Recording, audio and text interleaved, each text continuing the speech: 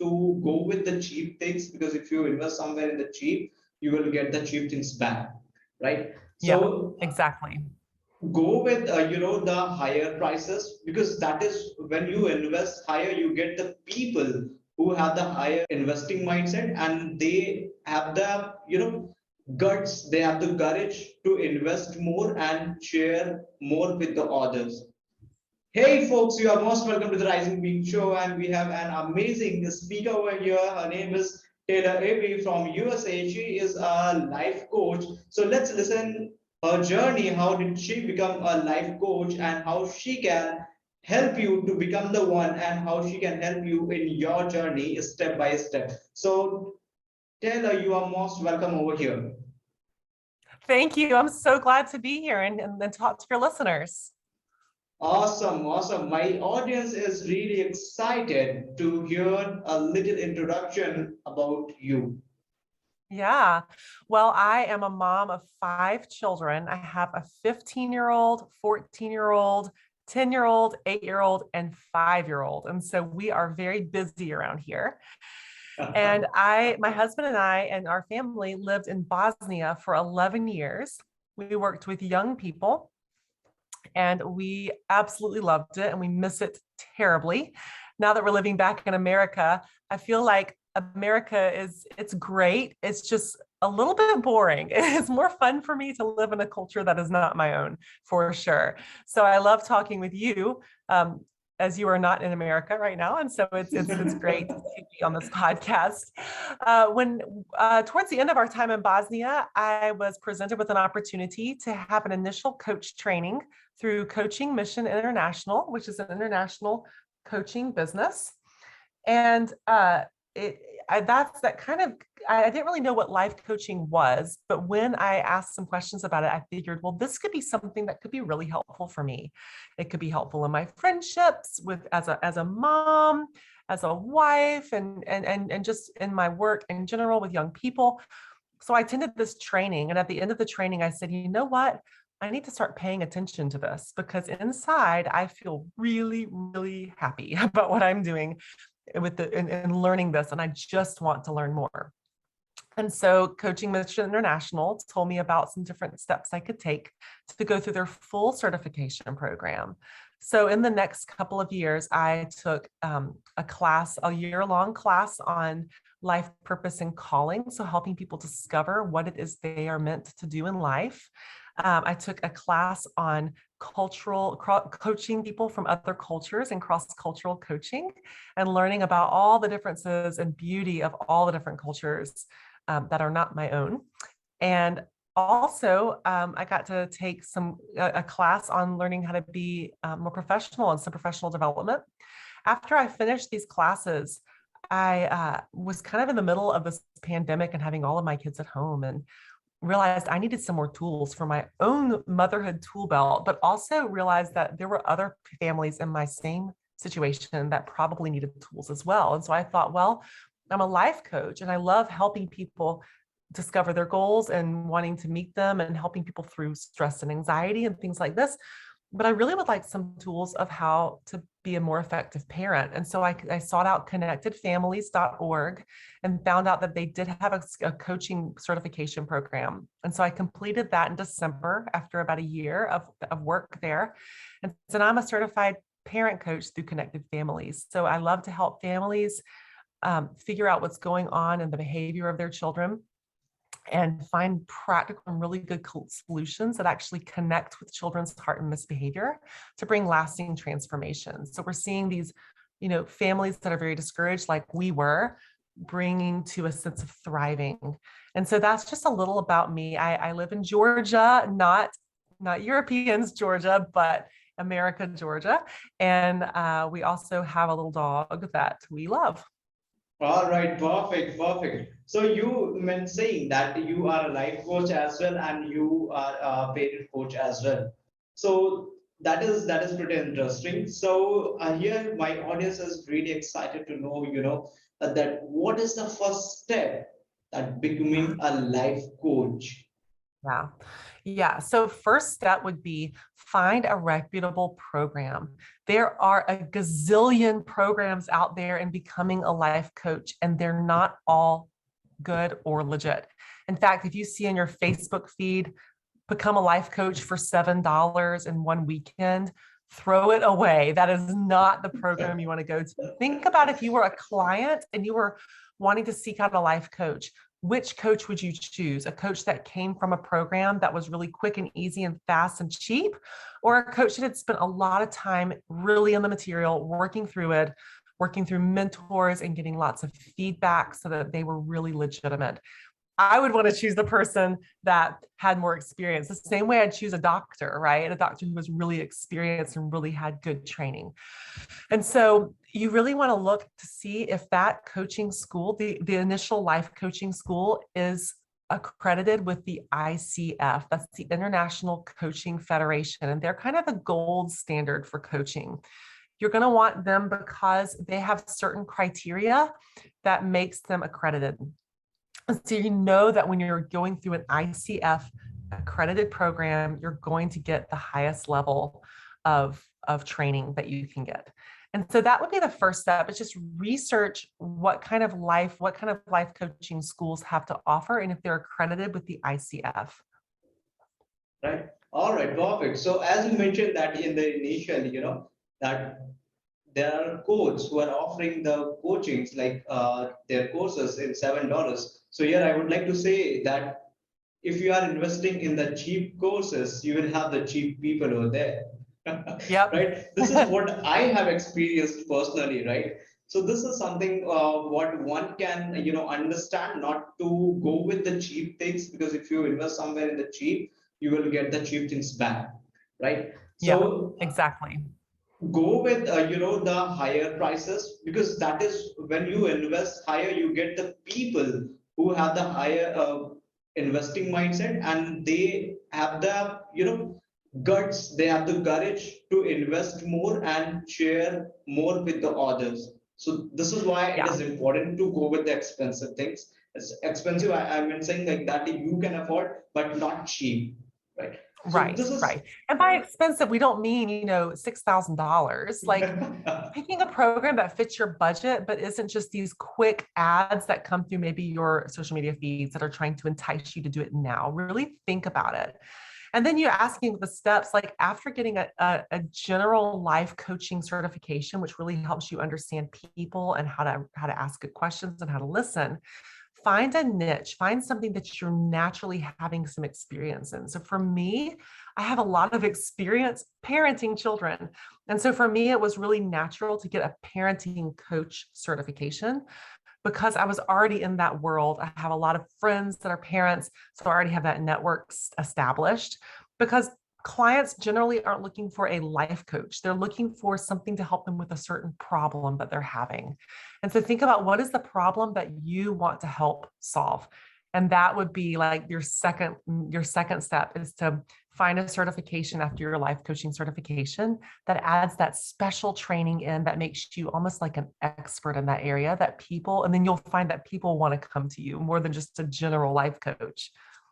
all right. So that is why, like, being in a specific niche, that is what is really important when you are, trying to target the broader audience. So that is why it is important. So yeah, here I have the another question for you is like, what was the mistake? Like, I won't say only one mistake. What were the mistakes that you committed in your initial coaching journey?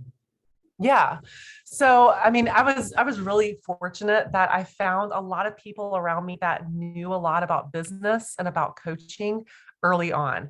I think a lot of times the mistakes come when we either don't have those people or we don't listen to those people. And so in the beginning, I mean, I just happened to be put with a great coaching program. I didn't know. It was just the coaching program that was presented to me through our company. And so that would be like the first mistake that I think people make is just picking a program that's not helpful or that's not reputable. The second mistake I see that people make, and this was the one I made when I started, is just being as wide as possible. Because I think the mindset is I can serve more people if I have more to offer. And the fact is, you do have a lot to offer, but the problem comes is that people want someone specific. If you can think, I have this certain disease that's that's really rare, pretty rare. I want to go find the doctor that specializes in that disease only, because that's my best hope for recovery. I don't want to go to my general practitioner that's just going to say, oh, it's, yeah, it's this, but this is sort of how you treat it. You want the person that has really taken a deep dive. And so thinking about that as becoming a coach, you're going to want to think, how can I niche down to the very, very most refined? So I'm a parenting coach. So I'm a life coach, I'm a parenting coach, but then even more specific is I love to help moms who struggle with anxiety and motherhood and help them parent their children, not out of a place of anxiety of fear, but a place of confidence and freedom. And so you see how it's really gone down to the nitty gritty. Now, in my schedule, I have parents that come to me just for general parent coaching.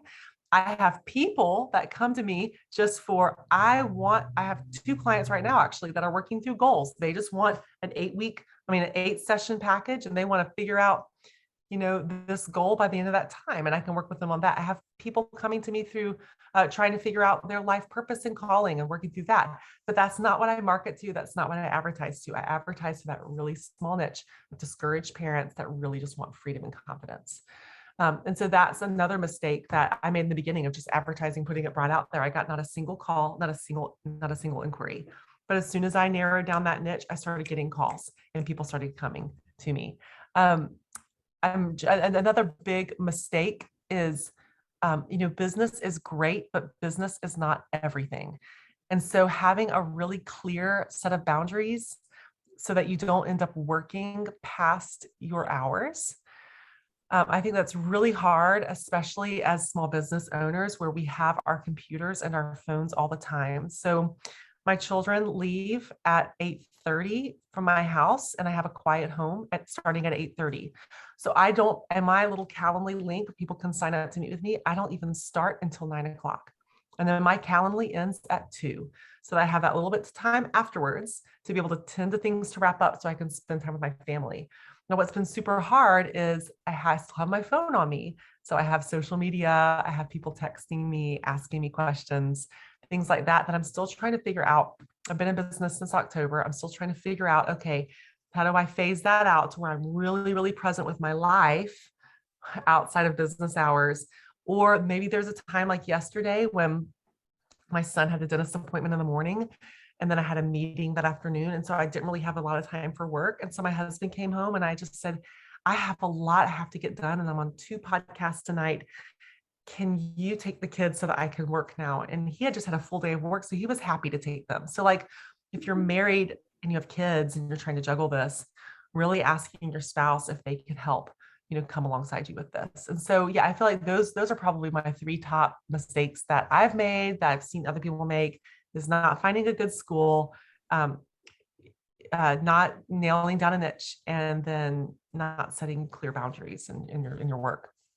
All right. So that is what is really important. When you understand this is your niche, then try understanding what is your micro niche and then also Right. set some boundaries in your business as well. So that is what is really important. So how did you start avoiding those mistakes that you committed initially?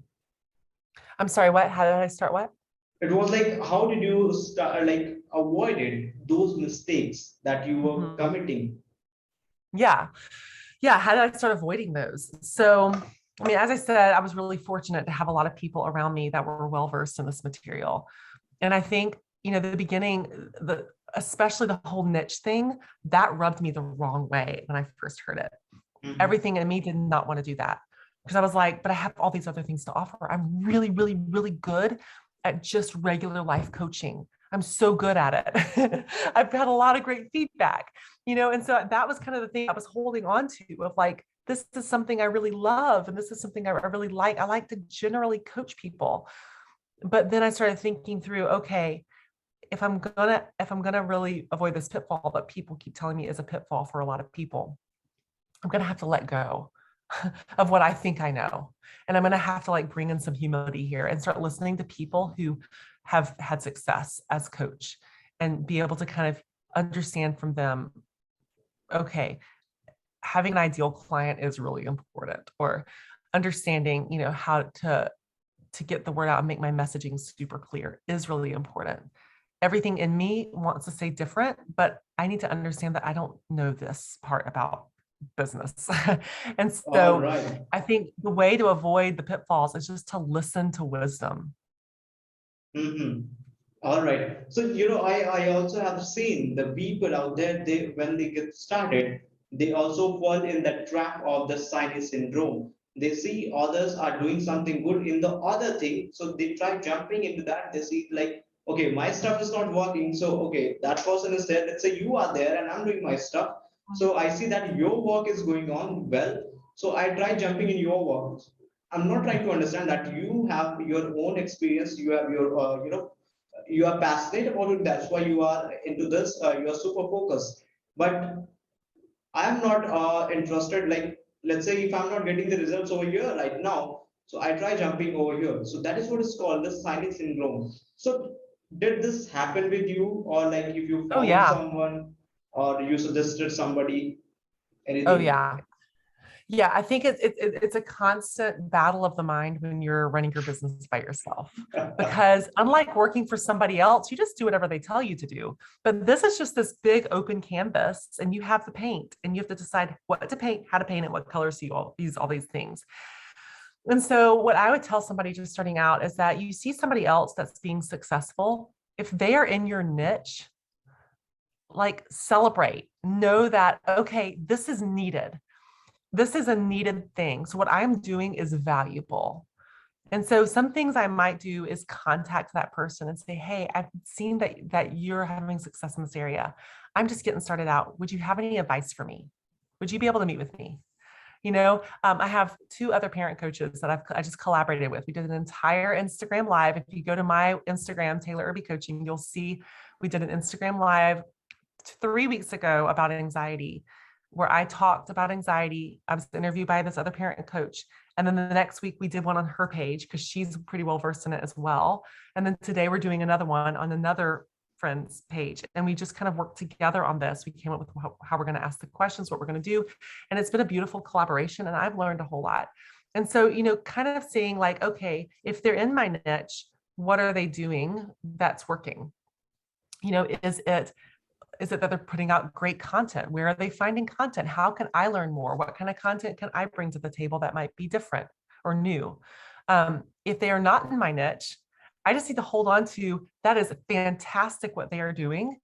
That is not what I'm strong in. This is what my training says. This is who I say I am. Or if maybe I do have some training or some experience in that area, is it time to look at some new certifications? Like maybe is this interesting to me? But you have to really kind of check your motives. Like, is my motive to be successful or is my motive to help people? Because as long as our motive is that we're going to help people and we're going to come alongside people, I think we're never going to fail. We just need to kind of like wonder, okay, what's working for them? What strategies might be helping them? Is it that they've really just honed in and become super clear on their messaging? Is it that their website is really, really clear about what they do and how they can help somebody? We always say like, you need to present the problem. What problem are they feeling? This is generally how we're going to solve that problem. And this is why you should trust me to help you. So am I answering those questions with every time I'm presenting to somebody else? All right. So this is something what one can do, like look for the advice from the person who is already successful in that, I would say in that area, in that niche, in that industry, or they can also, collaborate with people who are working in the same niche or industry.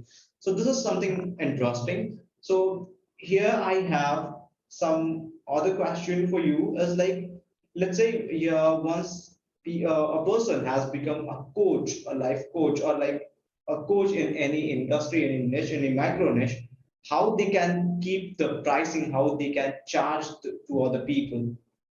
Yeah. So this was a big thing for me in the beginning. And I remember meeting with my life coach and asking him, and he's got so much experience. And I remember setting my price, and I was just kind of a little bit nervous to tell him what I was going to charge, because I just come from this mindset. I lived as a missionary. I worked with young people. I'm not used to charging a lot of money, and I threw my price out there, and he said, "Taylor, do you want to hear my true opinion?" And I said, "What?" And he said, "You're really cheap."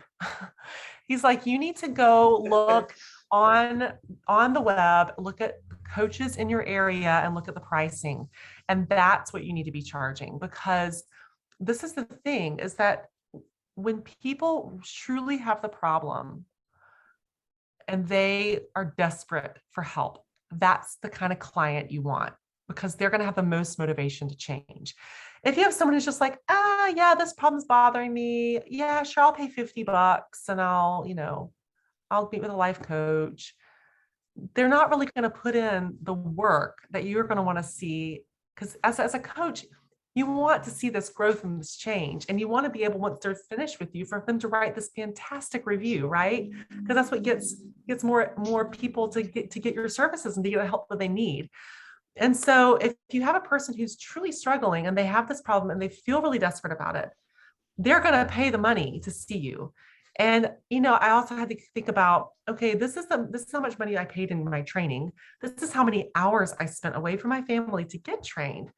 And now this 1 hour I'm spending with this client, it's not just that hour. I'm prepping beforehand. I'm doing the work on the back end. I'm doing the scheduling in between. I'm doing the ongoing learning and resourcing.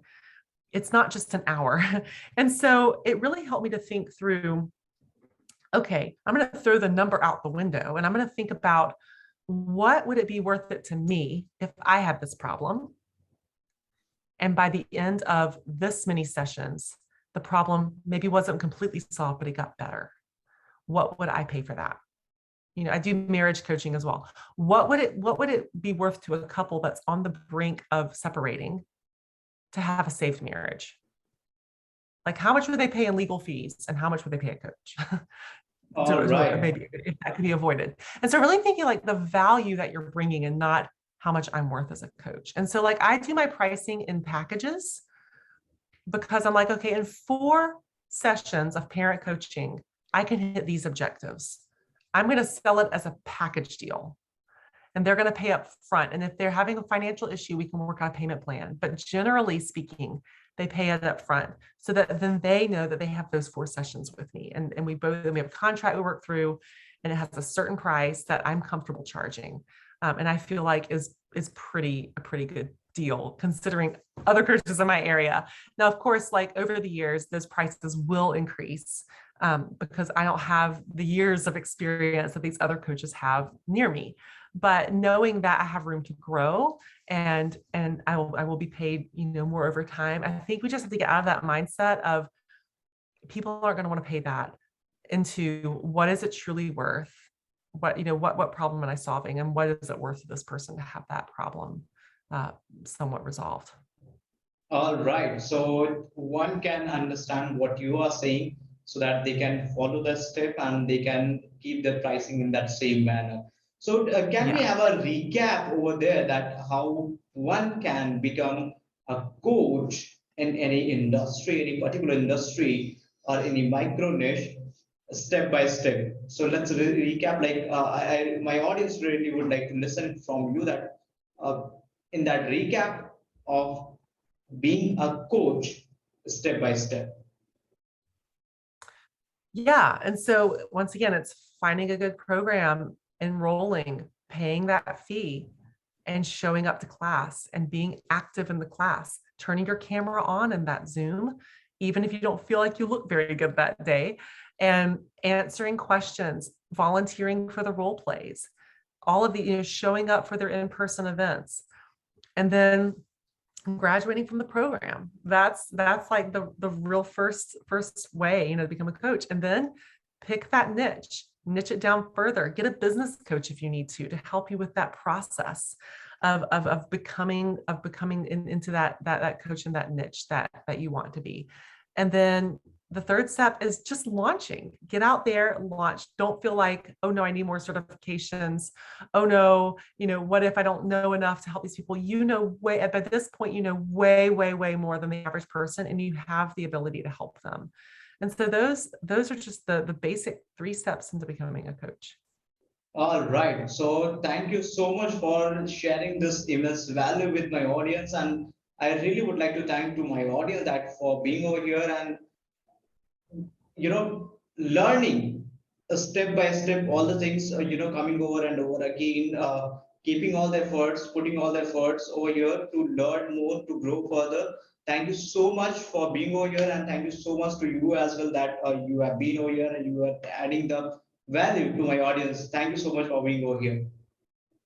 Thank you so much. I do appreciate it. Thank you.